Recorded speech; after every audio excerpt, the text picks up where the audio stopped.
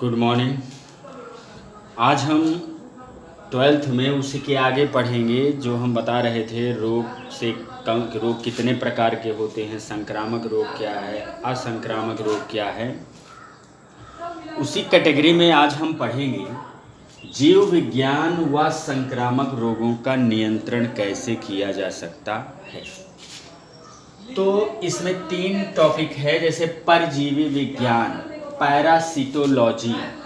परजीवी इसका मतलब ऐसे जीव या ऐसे सूक्ष्म जीव जो किसी दूसरे जीवित जंतुओं से अपना भोजन प्राप्त करते हैं या उसी पर रह करके अपना भोजन प्राप्त करते हैं, उसे परजीवी जंतु कहते हैं। इसका मतलब पैरासिटोलॉजी में विभिन्न प्रकार के परजीवी जंतुओं का या जीवों का अध्ययन किया जाता है।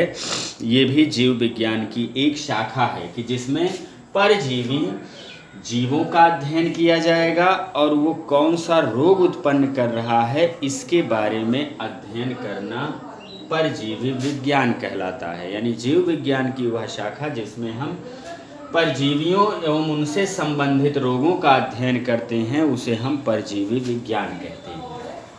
चलिए, नंबर 2, महामारी। एपिडेमिक क्या है? इस समय महामारी कोरोना वायरस से हो रही है। तो महामारी, इसमें हम रोग कैसे फैल रहा है उसके व्यवहार का अध्ययन करते हैं, उसके स्वभाव का अध्ययन करते हैं महामारी में, कि किस प्रकार से वह रोग फैल रहा है। और इस महामारी में एक जॉन स्नो को महामारी का जनक कहा जाता है। जॉन स्नो, क्योंकि महामारी चल रही है, ये पूछा जा सकता है महामारी के जनक कौन हैं। तो जॉन स्नो महामारी का जनक कहा जाता है क्योंकि उन्होंने हैजा नामक जो महामारी फैली हुई थी उसका सर्वप्रथम उन्होंने वर्णन किया या अध्ययन किया। अगला है प्रतिरक्षा विज्ञान। तो प्रतिरक्षा आप जान रहे हो, रोगों के से लड़ने के लिए आपके रुधिर में जो एंटीबॉडी उत्पन्न हुई है उसी को प्रतिरक्षा कहते हैं। यानी सुरक्षा के लिए वो एंटीबॉडी हुई है, आपके शरीर की सुरक्षा करती है। यानी इसमें जीवाणुओं और विषाणुओं से जो होने वाले रोग होते हैं उनके प्रति जो शरीर सुरक्षा करती है, प्रतिरक्षा करती है, उसका अध्ययन किया जाता है प्रतिरक्षा विज्ञान में या इम्यूनोलॉजी में।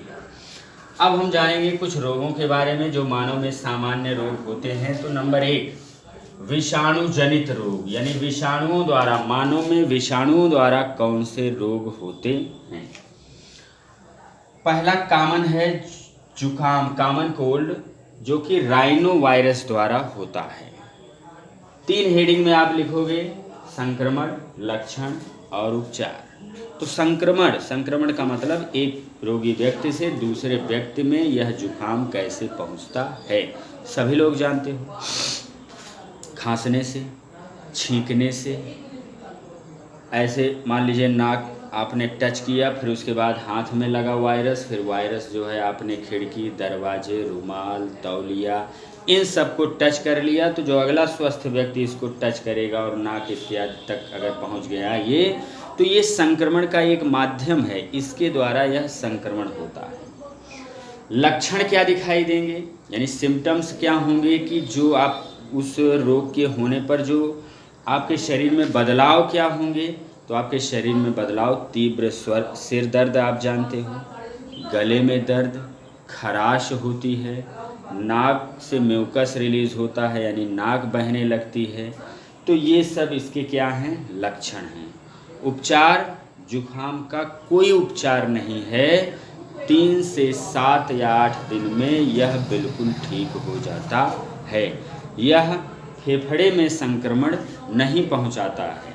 अगर आपको जैसे सिर दर्द के लिए इत्यादि, बदन दर्द के लिए अगर दवा इत्यादि लेनी है तो आप ले सकते हो, केवल दर्द वाली दवा, लेकिन जुखाम का जो है वो अभी तक कोई इलाज नहीं हो पाया है। चलिए, नंबर 2 हम आते हैं डेंगू बुखार पर। डेंगू बुखार, ये डेंगू वायरस से होता है और इसमें एडीज प्रजाति का जो मच्छर होता है उसके काटने से डेंगू बुखार हो जाता है। यानी ये इसके संक्रमण का तरीका है कि यह जो है एडीज मादा मच्छर काटने से एक रोगी व्यक्ति से दूसरे स्वस्थ व्यक्ति में डेंगू बुखार पहुंच जाता है। इसके लक्षण क्या क्या हो सकते हैं? तो इसका लक्षण सेम वही उसी की तरह है, लेकिन अगर छोटे बच्चों में ये डेंगू बुखार है तो उसमें हल्का बुखार रहेगा, नाक लगातार बहती रहेगी, जो 3 से 7 दिन में इसमें ठीक हो जा रहा है वो लगातार नाक जो है बहती रहेगी, थकान होगी, बदन दर्द होगा, जुकाम भी होगा, खांसी भी आएगी। ये छोटे बच्चों में होगा, लेकिन जब जो है बड़े वयस्क में अगर ये डेंगू बुखार हो रहा है तो उसके लक्षण क्या है? तेज जो है ज्वर, बुखार का बहुत तेज आ जाना, शरीर में बहुत तेज जो है तीव्र सिर दर्द होना, बदन दर्द होना, कभी कभी मुख से या नाक से ब्लड भी आने लगता है। तो अगर ये लक्षण मिलते हैं तो इसका मतलब वो क्या है? डेंगू बुखार है। उपचार क्या हो सकता है इसका? तो इसकी वैक्सीन कोई नहीं बनी है। डेंगू आप अपने को मच्छर से काटने से बचाइए, यही इसका एक मात्र उपाय है। अगला है स्वाइन फ्लू H1N1 वायरस से। इसके संक्रमण का तरीका क्या है? तो पहले इसको जो है यह देखा जाता था कि सूअर के संपर्क में जो लोग रहते थे वो ज़्यादा जो है स्वाइन फ्लू से ग्रसित रहते थे, लेकिन अब ये स्वाइन फ्लू जो है दूर तक फैल गया है और खांसने छींकने के द्वारा ही यह जो वायरस है वो हवा में फैलता है। यानी स्वस्थ रोगी व्यक्ति अगर खांसेगा छींकेगा तो वहाँ से एक स्वस्थ व्यक्ति में हवा या जल की बूंदों द्वारा ये पहुँच जाएगा, संक्रमित करेगा। और इसके लक्षण क्या हैं? कि खांसता रहता है, छींकता रहता है हमेशा। इसके अलावा गले में खराश रहती है, नाक बंद रहती है और तीव्र सिर दर्द, बुखार, सर्दी भी, कभी कभी ठंडी भी लगती है। तो अगर बुखार ठंडी साथ में चले तो इसका मतलब ये स्वाइन फ्लू के लक्षण है। थकान है, सांस लेने में भी परेशानी होती है। तो स्वाइन फ्लू का टीका इसका उपचार है कि अब टीका बाज़ार में आ गया है, तो स्वाइन फ्लू का टीका एकमात्र उपचार है सही। लास्ट है चिकनगुनिया। चिकनगुनिया क्या होता है? यह भी एक प्रकार का चिकनगुनिया वायरल बुखार है जो एडीज प्रजाति, एडीज एजिप्टी नामक मच्छर की प्रजातियों द्वारा काटने से होता है। और लक्षण क्या होंगे?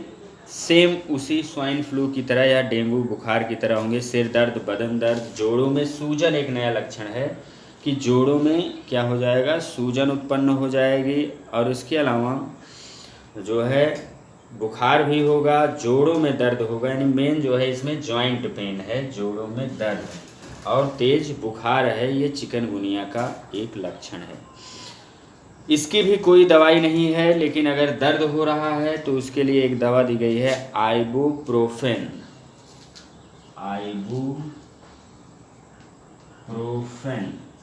ये दवा है दर्द की, आइबुप्रोफेन।